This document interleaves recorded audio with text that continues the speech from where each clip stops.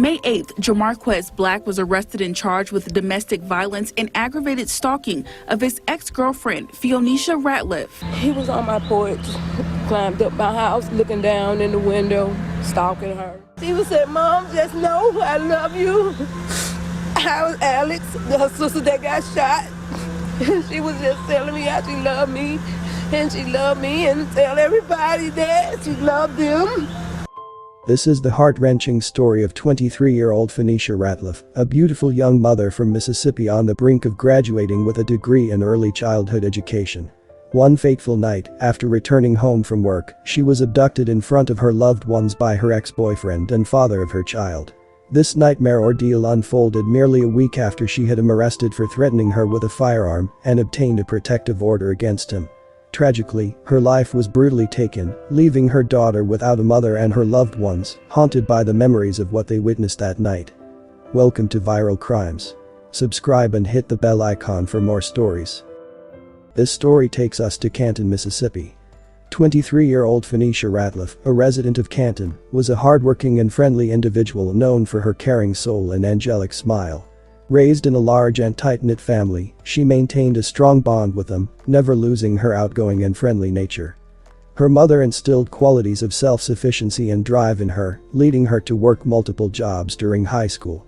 In 2014, Fionisha met 24-year-old Jamarquez Black in high school, and they began a relationship. The two were together for nearly 8 years. Jamarquez became an integral part of Fionisha's family, often spending nights with her mother, and her 4 siblings. Meanwhile, Fionisha was managing 2 jobs, one at Subway and the other at Walmart, all while pursuing a degree in early childhood education at Jackson State University.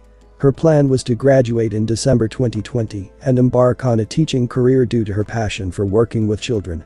In early 2019, a significant shift occurred in the couple's relationship when Fionisha discovered she was pregnant. Jamarquez expressed reluctance about becoming a father, while Fionisha embraced the idea. The situation took a toll on their relationship, and after the birth of their daughter, Jordan, in November 2019, Jamarquez accused Fionisha of trapping him with a baby. A troubling pattern emerged as Jamarquez began to use their infant daughter as leverage during arguments. Whenever the couple would argue, he would run far away to his father's residence in the countryside near Canton, taking their daughter with him. He would only return once Fionisha had appeased him. Throughout this tumultuous period, he consistently belittled her, undermining her academic pursuits with comments like, "You've been in school long enough," adding strain to an already strained relationship. Fionisha Ratliff was not shy about revealing the disturbing events unfolding in her relationship with Jamarquez. His intrusive behavior escalated to the point of stalking, with him tailing her car, making sure she was where she said she was going to be by following her to her classroom at Jackson State, and even resorting to climbing up the front of her family home in Canton to observe her while she slept. By the spring of 2020, Fionisha had ended the relationship, but tensions persisted, particularly concerning Jamarquez's desire for custody of their daughter, Jordan. On April 28, 2020, a chilling incident unfolded at the Subway restaurant on Canton's Town Square, where Fionisha was employed. Jamarquez, armed with a gun, confronted her. Threateningly, he gave her an ultimatum. Comply with his demands within the week and surrender custody of the baby, or he would take matters into his own hands. Faced with this alarming situation, Fionisha took a courageous step. She sought help by flagging down a police officer outside Subway, who then promptly arrested Jamarquez, and his firearm was confiscated. Despite these challenges, Fionisha persevered with her life, juggling multiple responsibilities such as work, studies, and caring for her daughter Jordan, with support from her mother. Remarkably, she also found solace and camaraderie within a sorority, where her fellow sorors embraced and cherished her. On the 11th of May 2020, Jamarquez successfully secured his release from jail by posting a $15,000 bail, which only required him to pay $1,500 in cash or property, and he was released.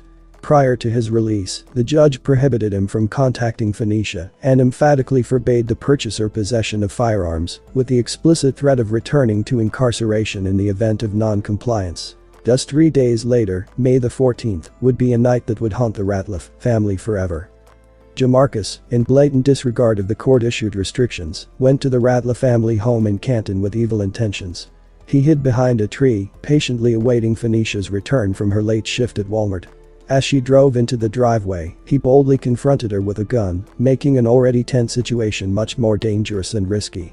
On that harrowing night, Suzanne Ratliff, mother to Phoenicia, maintained her routine of standing on the front porch, which she did every night to make sure Phoenicia entered the home safely. However, instead of the usual tranquility, she became an unwilling witness to the traumatic event unfolding before her eyes, her daughter's violent abduction. DeMarcus threatened Phoenicia's family with a gun and told them to get back. In a courageous attempt to intervene, Phoenicia's younger sister, 21-year-old Alexandria, stepped forward and tried to stop DeMarcus from taking her sister. Tragically, Suzanne also bore witness to the horrifying act as DeMarcus heartlessly shot her younger daughter in the thigh. Amidst the chaos, Alexandria, now grappling with her bleeding leg, witnessed DeMarcus forcibly abducting Phoenicia, coercively forcing her into his car at gunpoint. With screeching tires, he fled the scene, leaving behind a traumatized family, reeling from the shock and anguish inflicted upon them on that fateful night. At approximately 6 a.m. on May 15, 2020, Suzanne Ratliff received a phone call from DeMarcus, who had been driving throughout the night with Phoenicia, their location being continuously tracked by the police through DeMarcus's cell phone. The tone in DeMarcus's voice hinted at nervousness as he conveyed an unsettling message to Suzanne. Take baby Jordan to his aunt's residence in Canton. Interpreting this request as a potential bargaining chip for her daughter's release, Suzanne quickly made her way to DeMarcus's aunt's house. To her astonishment, she encountered DeMarcus's mother, Elizabeth Blackwooten, who lived a 2-hour drive away in Nesbitt. The apologetic and stammering words from Elizabeth left Suzanne in a state of bewilderment and dread. "I'm so sorry," Elizabeth uttered, revealing an underlying sense of distress. Feeling a sense of helplessness in aiding her daughter, Suzanne, with a heavy heart, proceeded to her early morning shift at Subway on Canton Central Town Square. As she tried to maintain a semblance of normalcy, her thoughts were consumed by the unfolding crisis involving Phoenicia and DeMarcus. Around noon, during her break, Suzanne's phone rang, and the voice on the other end was that of her daughter, Phoenicia, sobbing and expressing love. "I want you to know I love you, Mom," Phoenicia shared through her tears. "I love you all." In response, Suzanne assured her daughter of her love, creating a momentary connection despite the miles between them. Abruptly, the call came to an unexpected end, leaving Suzanne with an unsettling feeling. Police caught up with DeMarcus and engaged him in a high-speed chase which led from Canton, Mississippi to Philadelphia, Mississippi.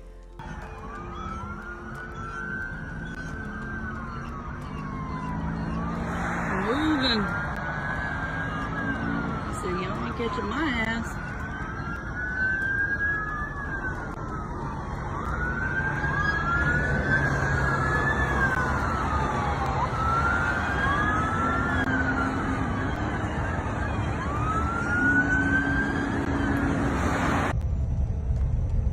There's 2 cops behind us. Unmarked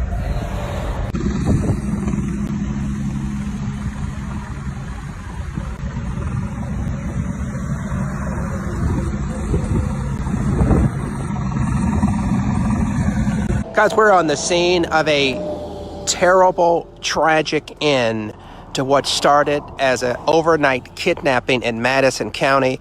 It has ended in a murder-suicide in Lincoln County, just off an exit ramp at Boca Chica and I-55 South in Lincoln County, again at the Boca Chica exit ramp. There is a Camaro we're looking at in the distance. The suspect, a young man who kidnapped his girlfriend overnight, took her hostage, and then shot the girlfriend's sister after she tried to stop him from taking the young lady against her will.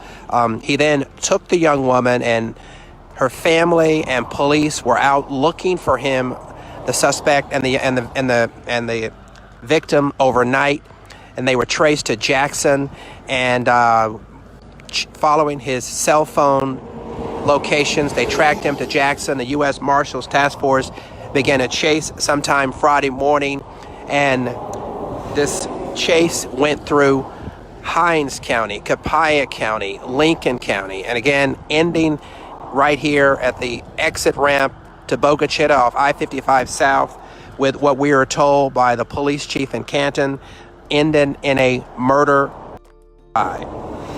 We believe that the suspect and the victim are both still inside that car. You see that Camaro that is off to the side there, and there are a host of investigators from the Mississippi Bureau of Investigation, the Highway Patrol, local police, and sheriff's officers here on the scene. And we're going to try to take you again through the scenario that we have gotten through my intrepid colleague Aaron Pickens, speaking with the police chief in Canton to get some details earlier today about what happened. So this is the information that we have from the Canton police. Again, the new developments just confirmed by the Canton Police Department that the suspect and the victim that he took hostage overnight in Canton and Madison County, Mississippi, are both dead. Around 10:55 Thursday night, they got a call about a young man by the name of Jamarquez Black, who went to his girlfriend's house, pulled a gun, and took her against her will. The girlfriend's sister tried to stop him. He shot the girlfriend's sister in the thigh. The bullet went in and out, so her wound is not life-threatening, so she apparently is going to be okay. Throughout the night, law enforcement officers in the metro area, in the Jackson metro area, were pinging Black's cell phone, trying to get an exact location of where he was. Several hours later, as I said earlier, he was tracked to Jackson.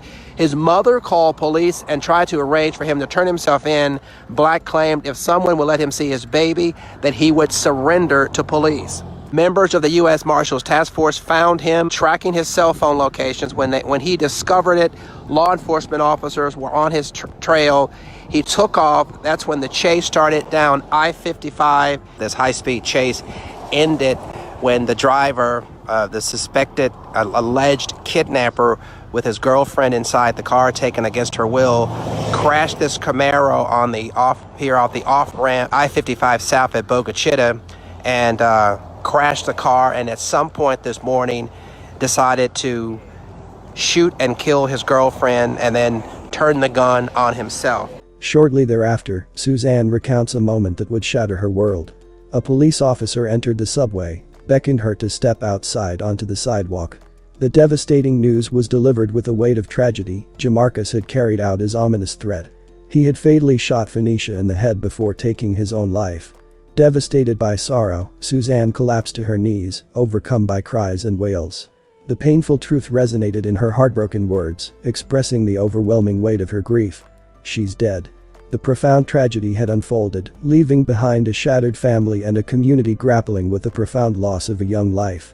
On May 15th, a year after Phoenicia's tragic death, her friends and family gathered for a memorial at a historic cemetery in Canton. They stood around Phoenicia's grave, hugging her mom, Suzanne, and sharing memories of Phoenicia being kind and always smiling. I invited you guys today in remembrance of my daughter Phoenicia Marquita Renee Ratliff. May 15th is a day I will forever remember. That day in 2020 changed my life forever. Life was taken from her by the hands of a guy she thought loved her. No parent wants to hear the news their child has passed away. But to get the news that your child was shot in the head and died in seconds, it's the most devastating news a parent can ever get. To hear my daughter tell me in her last voices that she loved me, and to tell all y'all how much she loved y'all.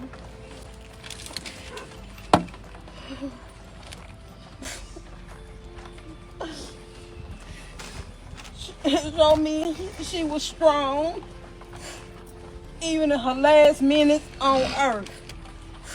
Y'all heard the saying, may the life you live speak for you. Well, I don't have to tell y'all, go deep into that, because everybody out here knew Phoenicia, and y'all knew she was loved.